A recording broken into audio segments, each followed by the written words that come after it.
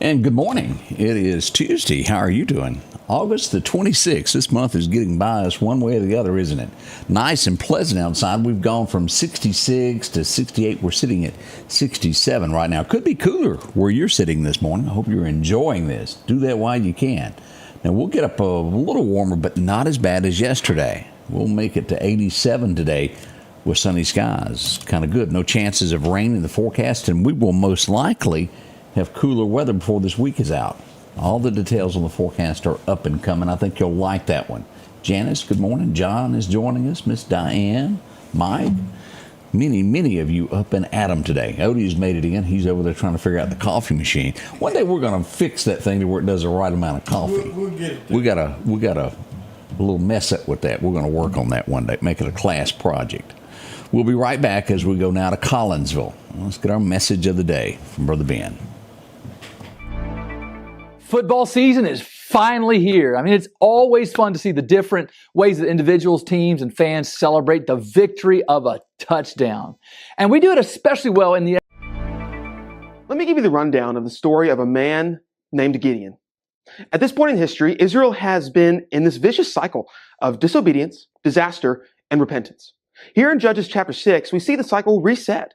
Israel does what is evil in the sight of the Lord, and now disaster strikes, this time at the hand of the Midianites. Israel cries out to God for relief, and God calls Gideon, a timid and doubting man, whom God uses to tear down altars to pagan gods and go to battle against enemy peoples. When Gideon first encounters God, he asks for a sign to confirm that it was truly God he was speaking to. And later he asks for another sign. Listen to Gideon's words in verses 36 and 37. I will put a wool fleece here on the threshing floor. If dew is only on the fleece and all the ground is dry, I will know that you will deliver Israel by my strength, as you said. Gideon, after tearing down pagan altars and being enveloped by the Spirit of God, is still asking for signs. Not only that, he does it again. Right after God only puts the dew on the fleece, Gideon asks that the reverse happens. The fleece is dry and the ground is wet. Gideon asks for so many signs, we could call him Doubting Gideon. Yet despite Gideon's evident weakness, God, in his supernatural patience, meets Gideon where he is and still uses him to accomplish his purpose. You may have heard the phrase, I just need to lay out my fleece, a statement that you need to ask God for a sign to confirm or deny a decision you have to make. But let me contend to you today that Gideon's fleece laying wasn't an example to emulate. No, it was an act of weakness. He continually doubted God, despite what God promised him, that he would have success against his enemies. Hebrews 10:23 says, let us hold on to the confession of our hope without wavering, since he who promised is faithful. Christian, let me remind you today that in your weakness, God is strong. And I pray today that in the face of your weaknesses, you remember and hold on to the promises of God, who is faithful to always fulfill them. Change begins in you. The Change Begins in You is brought to you in part by Piggly Wiggly of Collinsville, Patrick Allen Companies, Mitchell Tire and Wrecker in Collinsville, and Mowdy Cabinetry. Hope you enjoyed that message. A good morning to WMOX Radio for joining us as well as we begin our broadcast to get this day underway. You doing that countdown to Christmas yet there, Odie? It's close. It's close. We're less than 4 months now. It's coming on. As we begin our headlines of what's shaping America today, we go to an American courtroom where we have a Mexican drug lord, we'll say that, co-founder of Cartel. He's 75 years old. He's pleaded guilty. Now, what he's trading here, I don't know whether he's done so good, Odie. He's giving up $15 billion for a plea of life in prison. He's 75. $15 billion. Yeah, I'll take your money. The United States takes that money for what he's done in the past. $15 billion he gives up. You know all these lists that are out there of the rich and who's got the most money? They don't take into effect the drug lords. They really aren't the richest. $15 billion. There is no telling what the cartels are worth, is it? He'll spend the rest of his life in prison. Sentencing will happen in January is when that will happen. His name is Ismail Zambadi, if I pronounce that correctly. I'm pretty close. It's going to be okay if I'm not. Do you ever watch The Walking Dead? Daryl, do you know who I'm talking about? I quit watching quite a while back, but his son is in trouble. He's charged with assault. Daryl's, his real name is Norman Reedus. His son supposedly done an assault on his girlfriend. In deep trouble. He's not starting out life good, is he? It's not nice to do that. Horrible conditions. We go to New Hampshire as we see a 17-year-old boy has drowned during high surf. Condolences to those family members of that young man. Well, he ain't going anywhere. We'll have to watch him again. Mr. Designer Blue Jeans is coming back for another season of American Idol. Luke Bryan will join Carrie Underwood and Lionel Richie for another season. He's bedazzled, to say the least. So if you like that show, you'll be glad to know that he's back on. We lost a firefighter out in the West who was battling major fires there in Montana as they've been doing this. Montana governor has announced this. He had a heart attack during one of the fires. Again, we send condolences to those family members. That's just awful there. It's hot. That's a tough job to do. And we've also got a lot of sandstorms. Y'all been seeing this? Scottsdale, Arizona, those areas there? They have that Burning Man, what do you call that thing? The Burning Man Festival, I guess is what it's called. It's being a lot of sand on that at this point. This guy's real name is Montero Lamar Hill. He's a rapper. He's also the guy that hung out wearing pink, dressed with Billy Ray Cyrus in that song Old Town Road. Little X, a little something like that. He's going to be charged with 4 felonies after he's accused of assaulting police officers while walking around naked in L.A.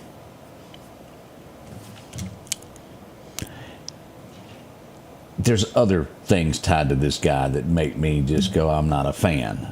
Wasn't there something to do with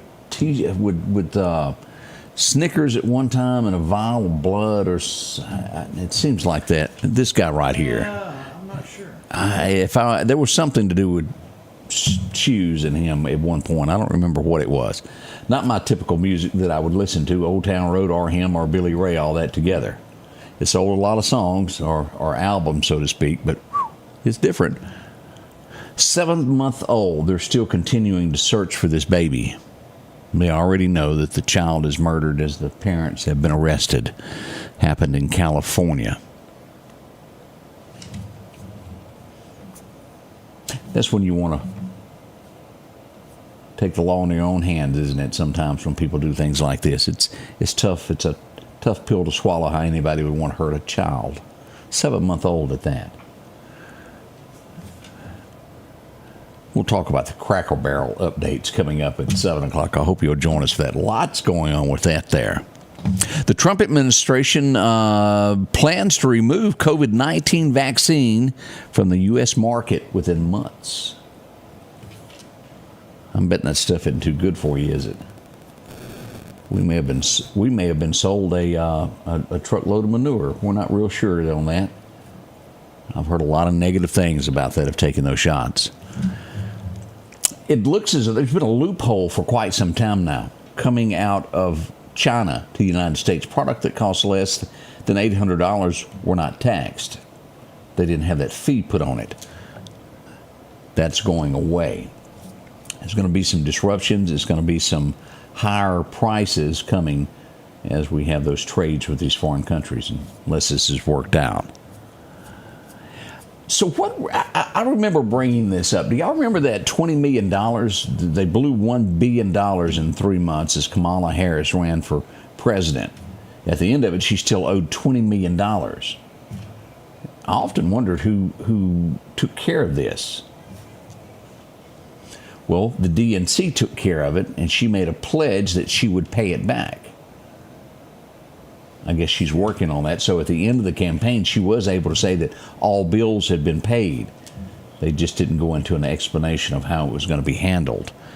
I think they're still collecting money, paying off that $20 million. I've never seen as much money spent. That was a lot. Y'all remember that, don't you? I know this name for one reason only. I've never listened to any of his music. A guy named Jack White. He did something with Loretta Lynn some 15 years ago. Recorded an album for her, put a little twist on it, whatever it is. He got unhinged over the weekend. He doesn't seem to like Donald Trump.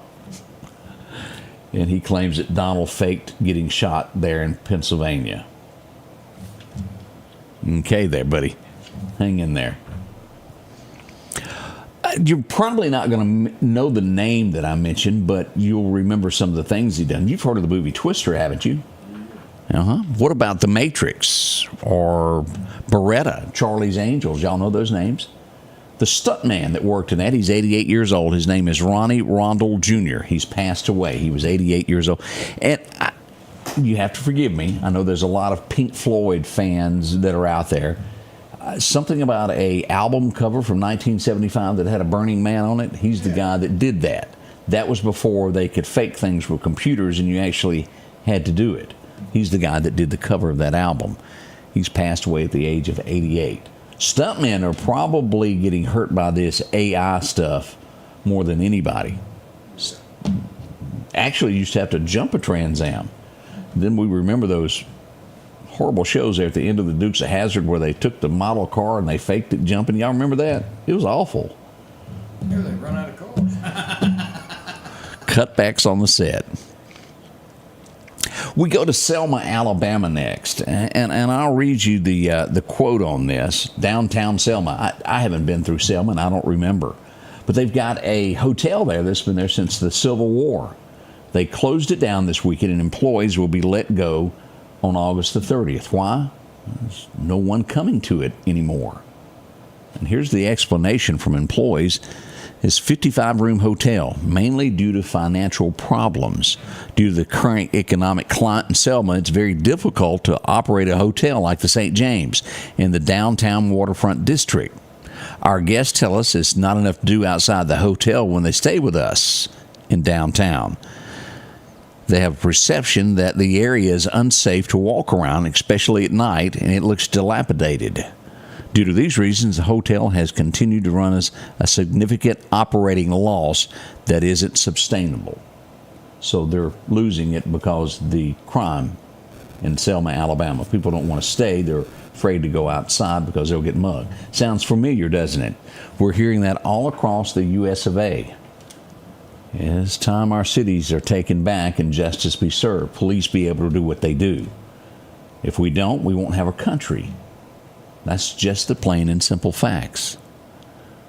What else is happening this morning?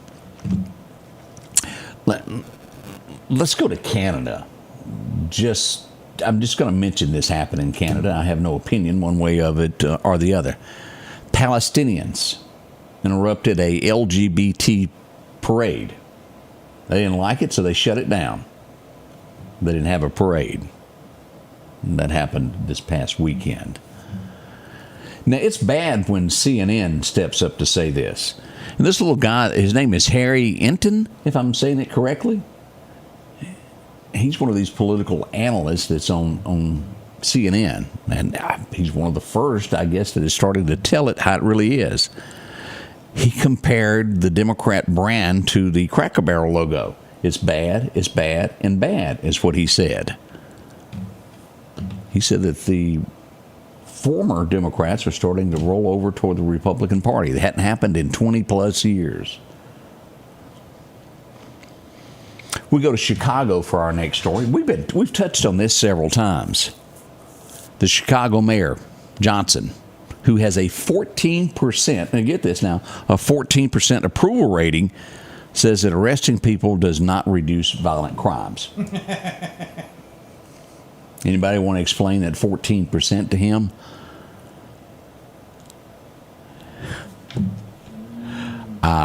I just you can't argue with someone who thinks that way. I don't believe.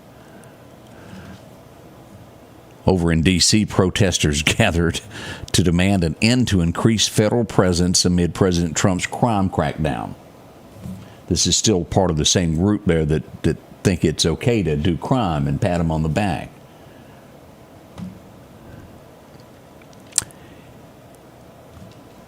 This is what is coming out of this. Will we ever know the whole truth and nothing but the truth? I'm not sure. But I tell you what we're seeing at this point. The Department of Justice is working to expose how some of these cities that are saying that they have low crime areas have been manipulating the numbers. like showing up to, and I brought this up a couple weeks ago, and this is getting more and more talk now. They show up to a crime scene and it was burglarized. Oh, we're going to change this to vandalism. Somebody just broke the doorknob, when in actuality, they broke in the home, or somebody was cut, shot. They change it to what one would call a fight, an argument, a misdemeanor, instead of putting what was right. Can they prove all of this? It looks like they're doing their best to do this, to show it. All Americans want, it doesn't matter what side of the fence you vote on, is the truth. Tell it how it really is, and I think we'll all be good. Oh, they raided a nightclub in Ohio. Did we bring this up? 39 illegals inside. They're catching a fast train out of the US of A now. I can't. Journalism has changed so much through the years. You have to watch who you read and how you read, because it used to be a standard to where you didn't use cuss words in anything. Profanity, I guess, is a better way to word that. I read a story this morning around 3 o'clock to where, and the guy videoed it. This is in the UK. A British flag is hanging by the door, and the customer is yelling at the pub owner for having a British flag displayed, and said he wouldn't enter so long as that is displayed above their door.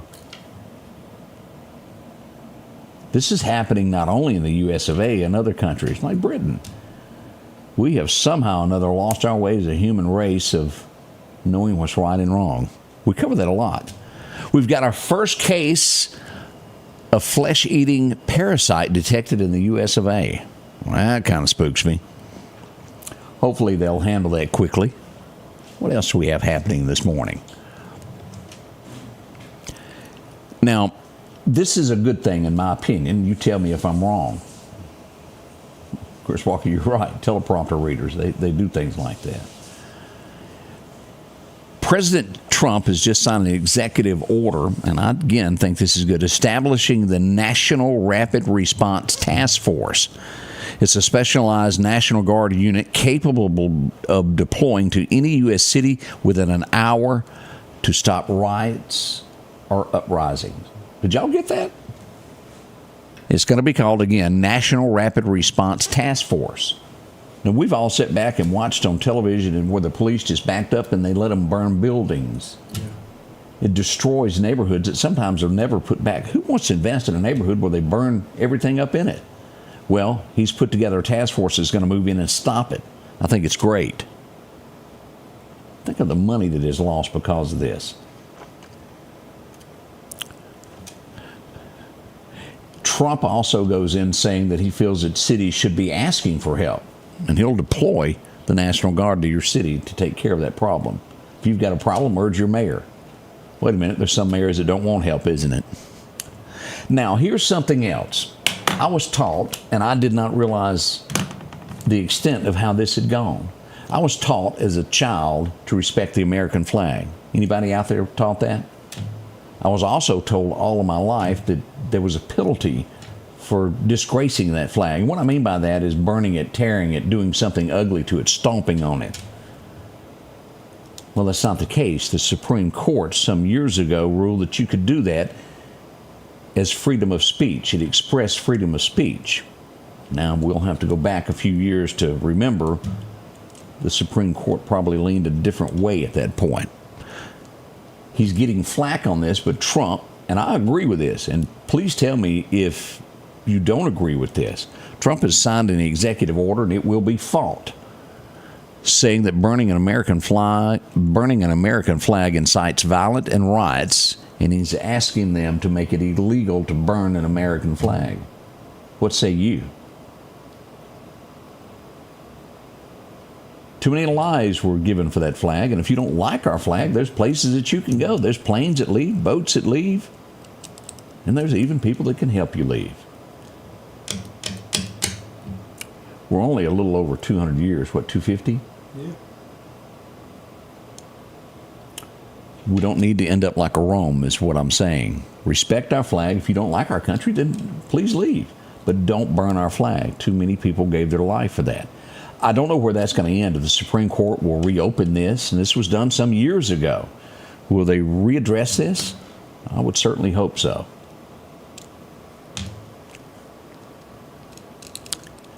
He also, during that same executive order where he was talking about the flag, you've heard us talking about this, the